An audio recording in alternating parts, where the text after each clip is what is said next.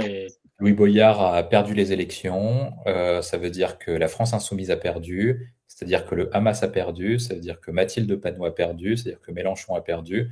Et que les Français se réveillent. Voilà. Ils ont voulu empêcher le parti le plus dangereux de France à pouvoir diriger une mairie. Ils ont empêché quand même pas la personne la plus talentueuse et la plus intellectuelle à diriger comme une mairie de plus de 30 000 habitants, ce qui est quand même salutaire quand même.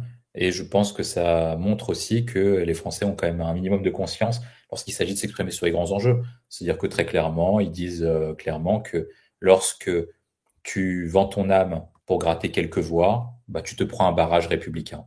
Et aujourd'hui, les Français ont fait, enfin, les habitants d'Île-Saint-Georges ont fait un barrage républicain contre la France insoumise, qui mène une politique qui va de plus en plus à l'encontre des valeurs françaises, en proposant le communautarisme religieux contre le principe de laïcité.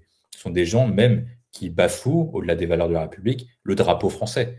Et ce qui a fait que la France soit la France, dans la mesure où ils veulent la remplacer, ils veulent la changer parce qu'ils considèrent que la France, dans sa composition actuelle et dans son histoire, doit être rejetée par la cancel culture et par le wokisme.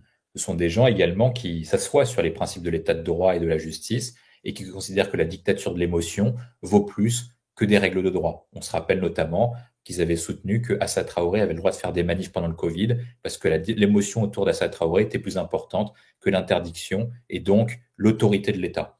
Ce sont des gens également qui ont instillé le racisme en France. Parce qu'en fait, en cataloguant les gens par rapport à leurs origines ethniques, par rapport à l'origine de leurs parents, ils veulent non pas que les gens deviennent français dans une communauté, mais ils veulent renvoyer les gens à leur couleur de peau et à leurs conditions sociales. Et en ça, ils sont profondément anti-républicains.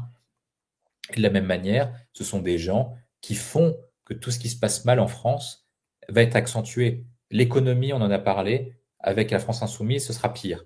Ça veut dire qu'en fait, la France marchait petit à petit vers le déclin et le déclassement. Avec Mélenchon et Boyard, ce sera une accélération et tu y vas en courant.